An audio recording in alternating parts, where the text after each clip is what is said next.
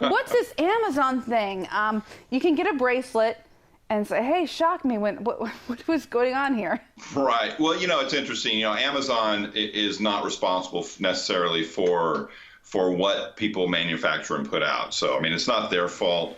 And it's a product, my understanding, is being distributed by a company in Great Britain. I know we used to use aversion therapy a lot here, and that self-aversion therapy. So this is sort of an aversion therapy method, is what you're saying. Right, and it's using what we call positive punishment. You're giving yourself punishment. You're giving yourself pain. So it's positive punishment and aversive therapy. And in the 70s, you might have a therapist who might have you wear a rubber band around your wrist, and whenever you have a negative thought or something, you would snap the rubber band and incite a little bit of pain.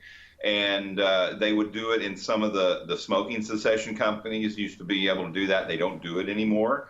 But you would sit down and maybe in a chair, and every time you'd reach for a cigarette, you get an electrical shock from the chair. Oh, gee. Those types of things. In fact, Stephen King made a series of little mini vignettes that he did that included, somebody who was afraid of roaches and things like that. But one of them was he wanted to stop smoking. I'm not going to go to the name of it. It's real easy to find. It's a movie that was out in the early 80s. So did you say Stephen King, the horror master? Yes, he wrote a short story on using aversive therapy, but instead of, for example, you getting shocked every time you smoked, like your wife would lose a finger or something like that. I think I read that. Yeah, and so, aversive therapy sounds like it's a great deal. The problem is, if you have any real kind of serious mental illness underlying things, it can actually drive you to suicide. So we don't really like to use that. And I don't want somebody who's not a trained professional for sure not doing that. So I don't like this product.